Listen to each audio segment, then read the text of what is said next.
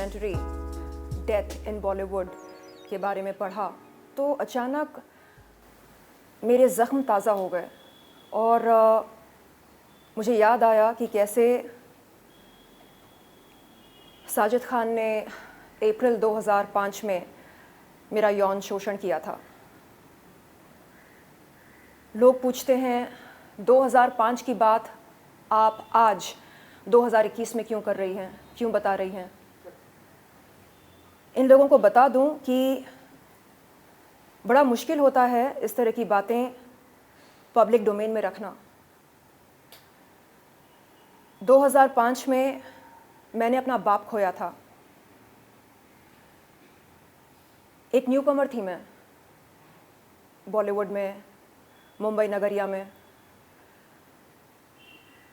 ये उम्मीद रखना एक 20 साल की लड़की से जिसने अपना बाप खोया हो और जो एक न्यूकमर हो कि वो ऐसे हादसे के बाद पुलिस में रिपोर्ट लिखाए या मीडिया को अपने इस अनुभव के बारे में बताए, बहुत ही अनरीजनेबल होगा। मैं कुछ साल पहले तक खुद को ही कसूरवार ठहरा रही थी इस बात के लिए। मुझे लगता था कि अगर मैं साजिद खान से मिलने नहीं जाती तो शायद ऐसा कुछ नहीं होता। और कई महिलाएं ऐसा ही सोचती हैं, वो खुद को ही दोषी ठहराती हैं अपने यौन शोषण के लिए। कुछ साल पहले जब मुझे पता चला मी टू मूवमेंट के चलते कि साजिद खान ने सिर्फ मेरा ही नहीं बल्कि और भी कई महिलाओं के साथ गलत किया, तब जाकर मैंने खुद को कसूरवार ठहराना बंद किया। तब जाकर मैंने ये माना कि नहीं, कसूर मेरा बिल्कुल नहीं था। मैं अगर नहीं जाती तो मेरे साथ बिल्कुल नहीं होता जो हुआ है, लेकिन किसी और के साथ होता, किसी और का शोषण होता। तो बात यहाँ पर मेरा, उसका, इसका, तेरा बिल्कुल नहीं है। बात यहाँ पर हम सब की है। तो आज मैं आपके सामने बैठी हूँ इसलिए नहीं क्योंकि मुझे साजिद खान को सबक सिखाना है, नहीं, इसलिए क्योंकि मैं सोशल अवेयरनेस क्रिएट करना चाह रही हूँ। मैं चाहती हूँ कि आगे चलकर किसी भी महिला का शोषण ना हो बॉलीवुड में, किसी भी महिला का फ़ायदा ना उठाया जाए, ख़ास तौर पर उन महिलाओं का जो छोटे शहरों से आती हैं बड़े सपने लेकर। ये मेरा उद्देश्य है। नहीं, आपने आप बीती बताई ट्विटर के जरिए 2005 में उन्होंने आपको बुलाया। उसके बाद का अगर आप कुछ बताना चाहें, क्योंकि कल से ही लोग बहुत ही क्यूरियस हो गए कि लोग आखिर इस तरह से क्यों करते हैं। लेकिन उसके बाद क्या हुआ? 2005 में आपको उन्होंने बुलाया कि कुछ फिल्म के प्रोजेक्ट के लिए बुलाया जी, किस लिए बुलाया? 2005 मेरे लिए एक बहुत ही दर्दनाक साल रहा। मैं शायद 20 साल की थी और अचानक मेरे पापा गुजर गए। आंध्र प्रदेश के सुनामी विक्टिम्स का इलाज करते करते मैं अपने पापा की चहेती हुआ करती थी। एंड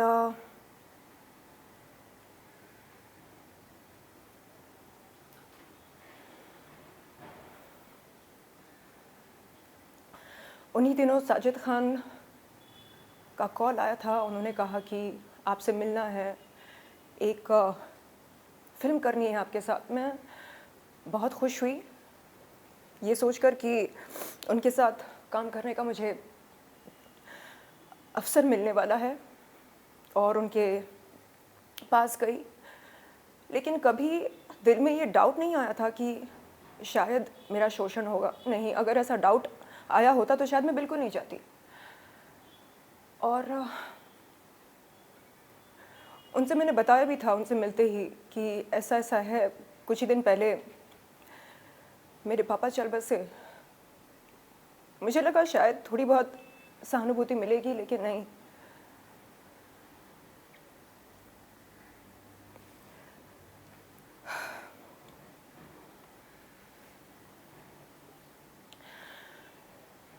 लोग कहते हैं ठीक है ना, लिंग दिखाया तो क्या बुरा किया। आप अंग प्रदर्शन करती हैं, आप सेक्स सिंबल हैं, आपके लिए बहुत आसान होता होगा किसी का लिंग अपने हाथ में पकड़ना। एडल्ट कंटेंट क्रिएटर मैं अब बनी हूँ। 2005 में मैं केवल एक महत्वाकांक्षी अभिनेत्री थी, एक एस्पायरिंग एक्ट्रेस थी। और चाहे महिला जो भी हो, एक अभिनेत्री हो या एडल्ट कंटेंट क्रिएटर हो, बाजारू औरत हो, वैश्या हो, डांसर हो, सिंगर हो, रैपर हो, आकर्षित हो या आकर्षित ना हो या माल ना भी हो, तो किसी का कोई हक नहीं बनता कि वो अपना लिंग उसके हाथ में पकड़ा दे। ये जो माइंडसेट है लोगों की, जिसके चलते वो ये सोचते हैं कि ठीक है, चलता है, नहीं चलता है।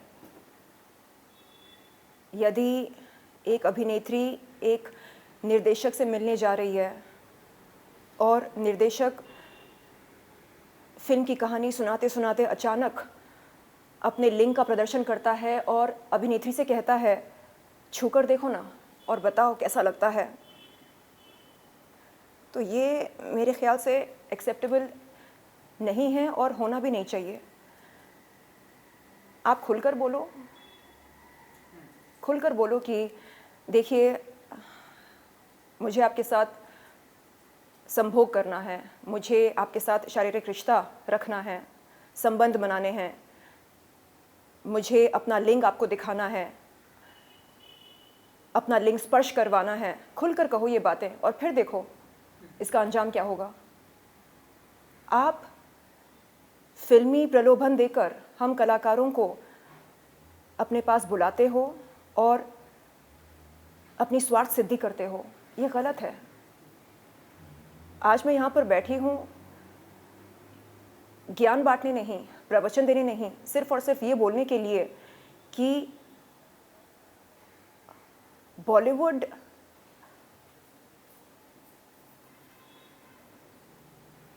के तौर तरीके, ये अगर मुझे बहुत पहले समझ में आ चुके होते तो शायद मेरा अनुभव कुछ और होता। लेकिन न्यू कमर्स को कोई बताता नहीं है कि देखो डिनर के कई सारे मतलब निकलते हैं, बच कर रहना। देखो कोई निर्देशक या निर्माता अपने पास बुलाए काम के लिए तो अकेले मत जाना, साथ में बॉडीगार्ड को लेकर जाना। इस तरह की ट्रेनिंग हमें कोई देता नहीं है।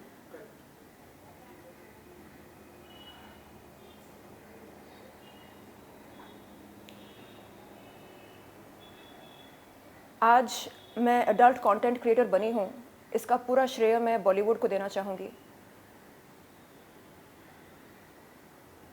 बॉलीवुड ने मुझे एक एडल्ट कंटेंट क्रिएटर बनाया है। मैं तो यहाँ पर सिर्फ एक हीरोइन बनने आई थी। बॉलीवुड ने बताया कि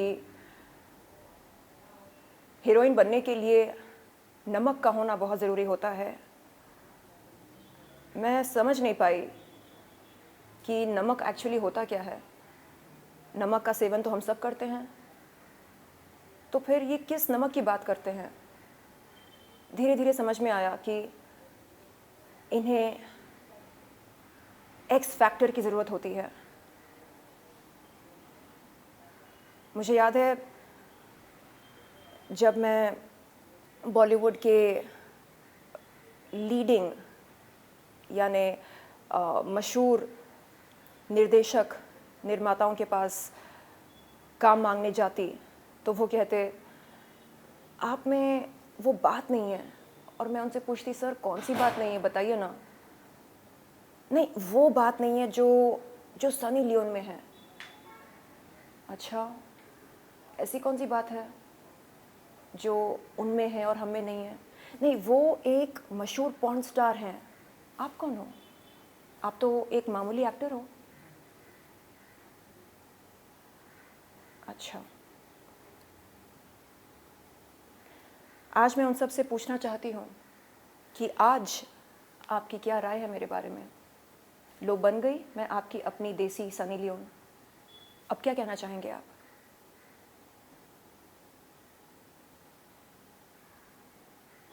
बात घूम फिर कर ये बनती है कि बॉलीवुड जैसे इंडस्ट्री में इतना दोगलापन क्यों है? यानी जो दिखता है वैसा होता क्यों नहीं है?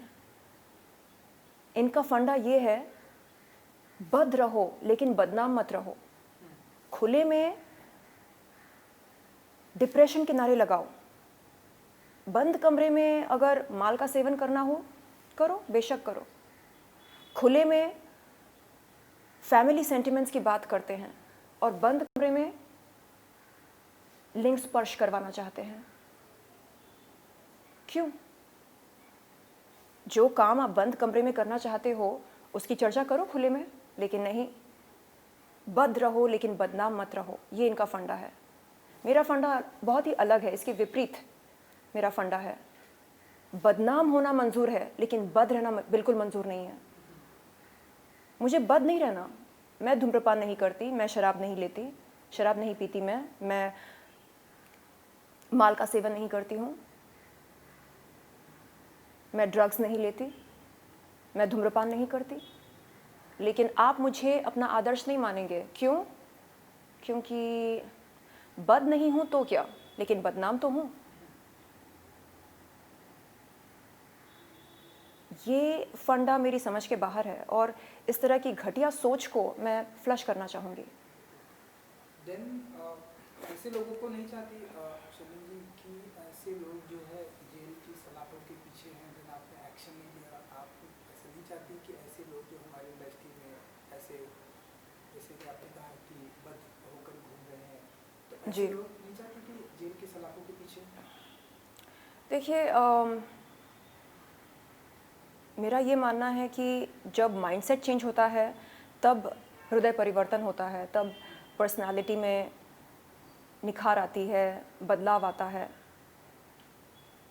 मैं चाहती हूँ कि बॉलीवुड का जो कलेक्टिव माइंडसेट है उसमें बदलाव आए।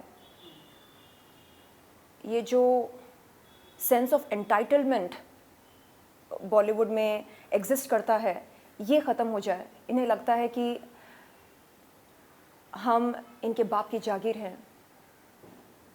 जब मन चाहा अपना लिंग दिखाते हैं, जब मन चाहा अपना लिंग पकड़ाते हैं, जब मन चाहा डिनर के लिए बुलाते हैं। तो ये जो माइंडसेट है इनका, इसे बदलना होगा। और बदलाव कब आता है? जब हम हम बात करते हैं, हम चर्चा करते हैं उस विषय पर, तब अवेयरनेस क्रिएट होती है और तब बदलाव आता है। तो आज उसी उद्देश्य के साथ मैं यहाँ पर बैठी हूँ। मेरा उद्देश्य ये नहीं है कि उसे जेल हो जाए। चलो ठीक है, जेल जाकर बाहर निकल कर आएगा वो, कभी ना कभी तो उसकी सज़ा ख़त्म होगी, वो बाहर आएगा जेल से। उसके बाद क्या? साजिद खान जैसे कई लोग हैं इस समाज में। समाज का हृदय परिवर्तन हो। आप बोलते हैं अरे ये देखो, जो लड़की खुद अंग प्रदर्शन करती है वो बात कर रही है समाज में बदलाव लाने के लिए। हाँ, अंग प्रदर्शन करती हूँ मैं। कहाँ करती हूँ? अंतर्राष्ट्रीय अडल्ट वेबसाइट पर करती हूँ। अगर आपको पसंद है आप आएँ, सब्सक्रिप्शन लें और अडल्ट कंटेंट देखें मेरा। किसी के जज्बातों के साथ खिलवाड़ नहीं करती हूँ। इलीगल पदार्थों का सेवन नहीं करती हूँ। मर्डर नहीं किया किसी का, कोई बैंक नहीं लूटा मैंने, अपने टैक्सेस टाइम पर पे करती हूँ। तो दिक्कत क्या है? नहीं, आप कैसे बात कर सकती हैं? क्यों ना करूं मैं? नहीं, आप कैसे उंगली उठा सकती हैं? क्यों ना उठाऊं उंगली? क्योंकि मैं अडल्ट कंटेंट क्रिएटर हूं इसका मतलब मेरी कोई इज्जत नहीं है, मेरे कोई उसूल नहीं है, आदर्श नहीं है? शर्म तो आपको आनी चाहिए, क्योंकि डबल स्टैंडर्ड्स आपके हैं, मेरे नहीं हैं। दोगलापन आप में है, मुझ में नहीं है। मैं खुली किताब हूं। क्या आप बन सकते हैं खुली किताब? नहीं, आप नहीं बन सकते, क्योंकि आपको पसंद है बदनाम नहीं रहना, और आपको पसंद है बद रहना, यानी चित भी अपनी, पट भी अपनी। मुझे नहीं पसंद इस तरह जीना, एक नकाब पहनकर जीना मुझे नहीं पसंद। तो मैं चाहती हूं कि जल्द से जल्द उन तमाम लोगों के नकाब उतारे जाएं जो ये दिखाते हैं समाज को कि वो शरीफ हैं। जिस दिन शराफत का नकाब उनका उतर जाए ना, तब समझ में आएगा समाज को कि बॉलीवुड में शराफत कितनी है।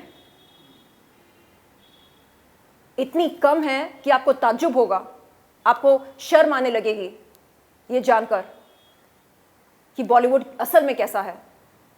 मैं यहां पर बैठी हूं बॉलीवुड को बदनाम करने के लिए नहीं,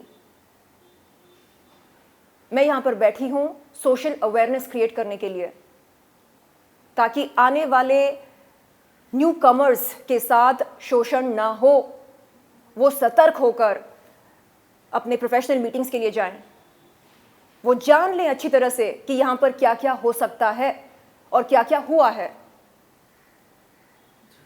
हम चाहेंगे कि ऐसे लोग जो है जल्द से जल्द लोगों के सामने उनका जो नकाब है वो सामने आए। एंड इसके अलावा शैलेंद्र जी, इन दिनों एक वेब सीरीज़ आई है तांडव, आपने देखी? आपका क्या पॉइंट ऑफ व्यू है इस सीरीज़ पर, क्या कहना चाहेंगे आप? तांडव देखी मैंने, और ऐसे कुछ सीन्स हैं तांडव में जिनमें हिंदू देवताओं का मजाक उड़ाया गया। मैं मानती हूँ कि मनोरंजन के लिए किसी भी धर्म के देवता को या देवी को हमें उनका मजाक नहीं उड़ाना चाहिए। यानी मनोरंजन के लिए क्या आप ऐसा करना सही समझते हैं? मैं नहीं समझती।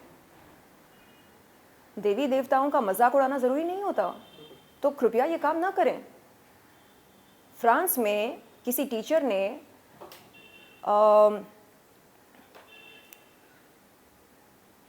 मुसलमानों के प्रॉफिट को मुसलमानों के प्रॉफिट का एक कैरिकेचर बनाकर प्रेजेंटेशन दी अपने क्लास में, तो उसका गला काट दिया गया था। आप समझ सकते हैं कि टॉलरेंस नाम की चीज़ ही नहीं है वहाँ पर।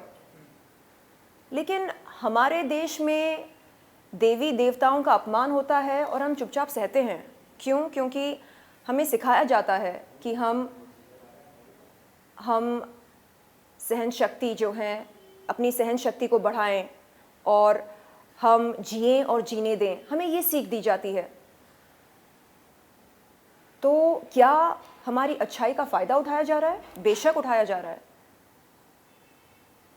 और अब समय आ गया है कि हम बताएं इन लोगों को कि देखिए, अब आप हमारी अच्छाई का फ़ायदा नहीं उठा सकते। अगर आप वार करेंगे तो हमें पलटवार करना पड़ेगा। आप हमारे सेंटिमेंट्स के साथ इस तरह खिलवाड़ नहीं कर सकते। बस इतनी सी बात है। एंड एक मेरी तरफ से एक आखिरी सवाल कि आज अमेरिका के लिए बहुत बड़ा दिन है। जो बाइडेन 46 जी, प्रेसिडेंट बनने जा रहे हैं। आप अपनी तरफ से अगर आपकी कुछ प्रतिक्रिया एंड आपकी तरफ से विश अगर आप देना चाहें। आज America, the United states of America इतिहास रचाने वाला है, और मैं बहुत खुश हूँ। सारे अमेरिकन्स के लिए मैं ढेर सारी शुभकामनाएं देती हूँ, जो बाइडेन जी को, कमाला हैरिस जी को। जहाँ लीडरशिप की बात होती है, वहाँ पर हम सब ये मानते हैं कि एक अच्छा नेता वही कहलाता है जो समझदार हो, जो स्थिर हो, जो सुलझा हुआ हो, ना कि जो महामूर्ख हो। तो ये बड़े गर्व और बड़ी खुशी की बात है आज अमेरिका के लिए, जो उन्हें एक सक्षम, स्थिर और समझदार, सुलझा हुआ इंसान मिला है एक नेता के रूप में, प्रेसिडेंट के रूप में।